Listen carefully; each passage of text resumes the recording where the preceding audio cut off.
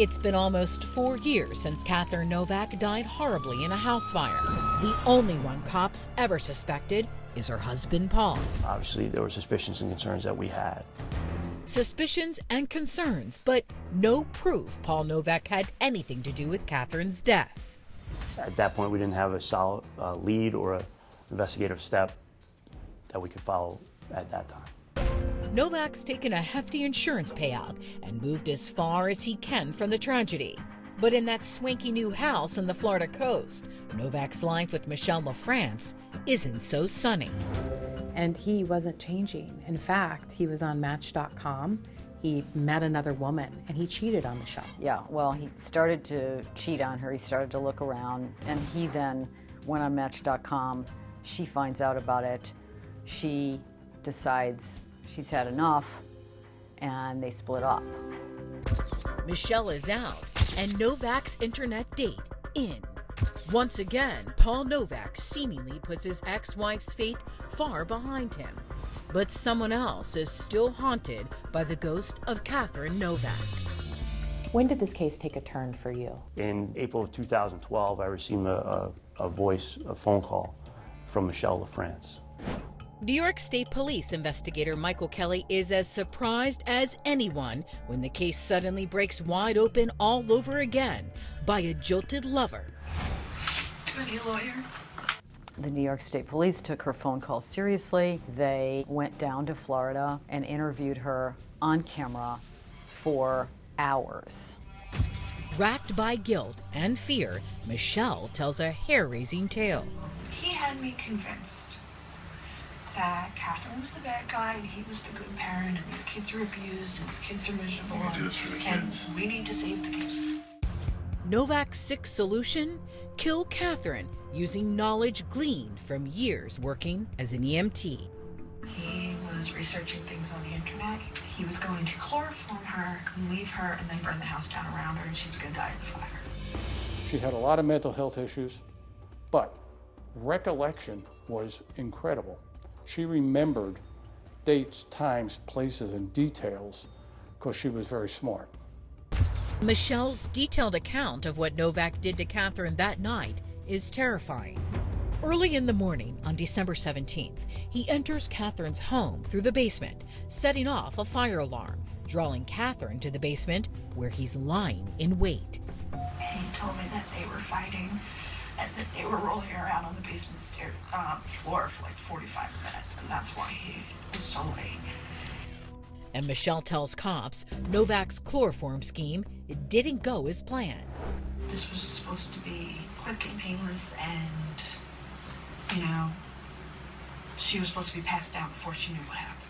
But I guess he put it over her mouth, and it didn't work, and she was screaming and begging for her life. That's when Catherine's heartless ex puts an end to their broken family for good, over Catherine's terrified pleas. And he told me that the only thing he said to her the entire time that he was fighting with her was, "I'm doing this for the kids."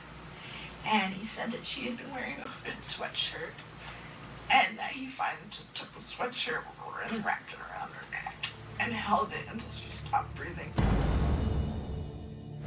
Then, in a deranged finishing move, Novak sets his former house ablaze to cover his tracks. A horrifying story, but could anyone back it up?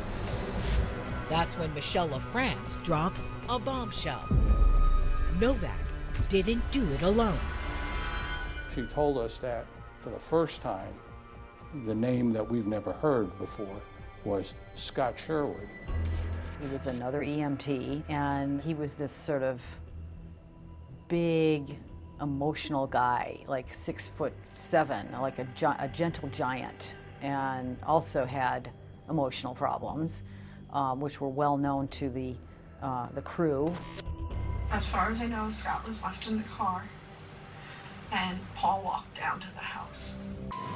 Paul identified him as somebody that he could manipulate, and he asked him to drive him up to Narrowsburg on the night that he was going to start this fire at the house and get rid of his wife. Cops verify every detail of her statement, leading up to a sit-down with that so-called gentle giant Scott Sherwood months later. Let's go from the beginning. Paul, you meet Paul where? Turns out, Sherwood is also racked with guilt and spills everything. Who's driving, you or him? I was driving. We were driving up towards where his residence was, where Catherine still lived. He claims he drove Novak to Narrowsburg and waited in his truck until Novak returned and said 2 final words. He said it's done. And what was he saying? The facts in terms of what he alleged happened that night to Catherine bear out to be very, if not exact, to what Michelle and France had told us 1,000 miles away months before. So all of these, what we call little pieces, start to form a very big picture of a very big puzzle that starts to show what happened to Catherine Novak. At any time during your conversation with her, did you think there was an ulterior motive?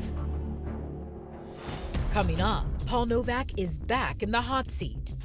Homicide? Yes, it is, sir. Will his own words bury him or his accusers? I mean, I don't have anything to hide. You can ask me anything you want. You know what? We'll question you about the homicide, okay? But you are under arrest. It wasn't a homicide. Yes, it is, sir. Okay.